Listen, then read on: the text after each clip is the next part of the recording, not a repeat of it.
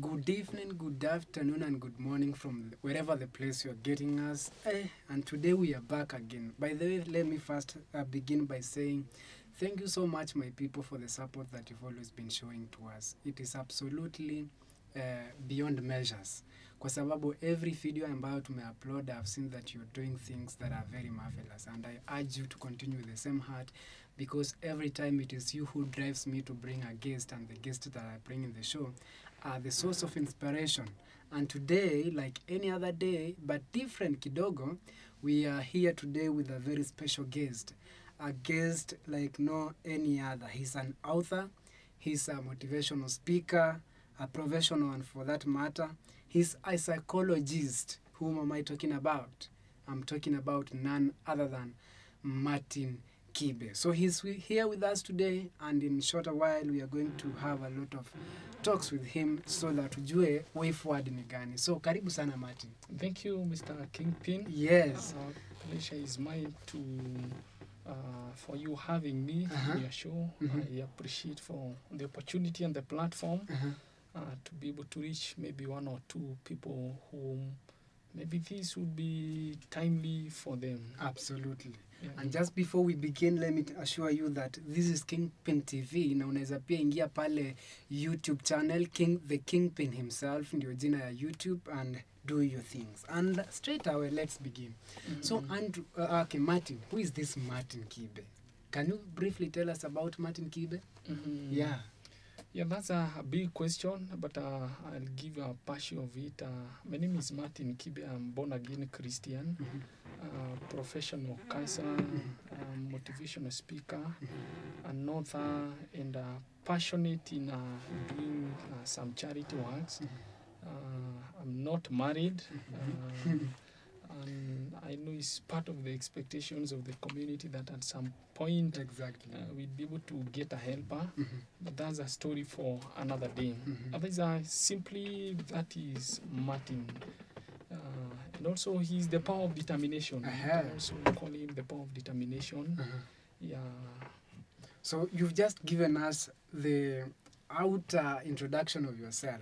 Now we want to know, where were you born, where were you raised, your schooling, so that we can have a better understanding of who the guest is of the day. Yeah. So where were you born? Briefly, say I was born like any other child is born, and I grew up in the children's home from class 6 up to form 4. But before then, I lived with my grandparents because I was born of a teen mother, and so she had to go and try her luck as we stayed with our grandparents. So we lived with them for some time, but at some point they could not be able to manage. It was a big family of 11 people. Na unajua uko ni kule, you cannot take the plate before everyone else has picked. Exactly. But we appreciate the beauty of that. It builds the content for today. Yeah, growing up in the children's home from class 6 up to form 4 is a good place to be. That is my home. I would trace the bigger change of my life from children's home. And also from there, exiting children's home, and I could not be able to go back because I came to the children's home because of challenges. But from there, I was able to educate myself to college and in the university. At least that's part of my journey. That's where I'm coming from. I'm cutting it short because there's no need for sympathy now about the past. Exactly. I would rather we specialize most of our time on talking about the lessons around my life. Exactly. Yeah. And like just to say, we are much determined into knowing the lessons derived from the life that you lived. Now, I know the question that I'm going to ask you is too personal, but I want you to bear with me.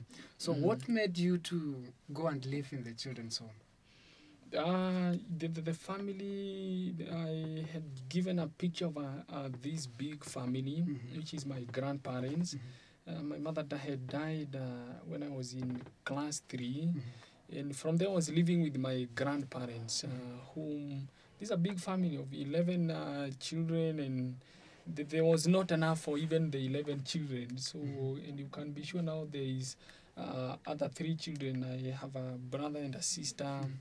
So that pressure was maybe much for the family. And as any other parent to try to see how can they be able to get maybe help from outside, so that some of the children can be able to survive. And that's how we found ourselves in the children's home and in my case.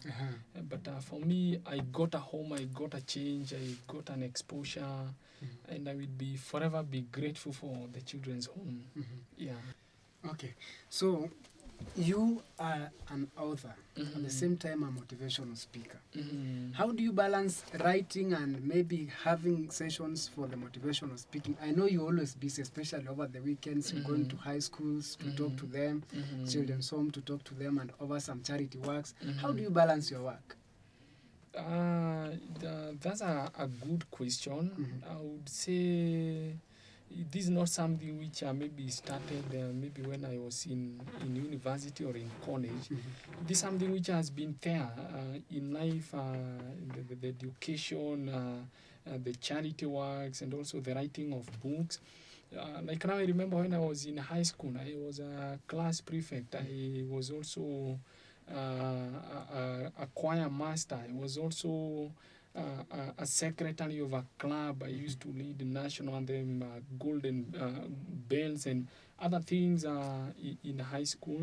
And therefore, that was a good training to be able to learn how you can be able to multitask, to balance the classwork, some leadership roles, and also building talents.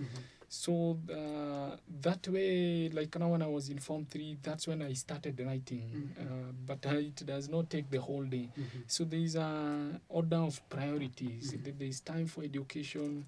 There is some free time which I can be able to dedicate to maybe to writing, into charity works. But it is possible. It is possible because now I don't have a lot of things. The road is precise, is writing, motivational speaking, charity works, and we have now the academic work. Wow. Ladies and gentlemen, I think Martin Kibe pays his own school fees by himself. He pays his house rent by himself. He buys himself food, and nobody helps him.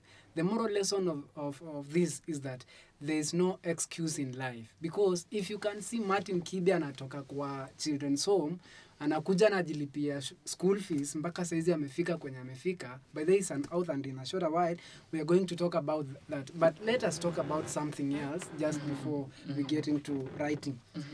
You are a psychologist at the same time a motivational speaker.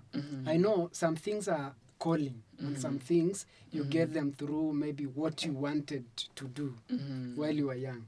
What did you wanted to be in future? Let's say the days, them days. Ulikuwa unataka kuwa nini? I think wanasemanga before akuroge, ulikuwa unataka kuwa nini? For me, I think si kurogwa, for me I remained on the course. I think I've been very ambitious in life. And for that matter, very unapologetic for being ambitious. As a Christian, I know my nature is a Habakkuk who says, no, it is the book of Joel, which says, Joel 2, I think, Joel 2, when the Bible says that young people will see visions. But also, we also find in Habakkuk, we saying, write your vision down. And therefore, I discovered my career when I was in class 7 to become a professional counselor.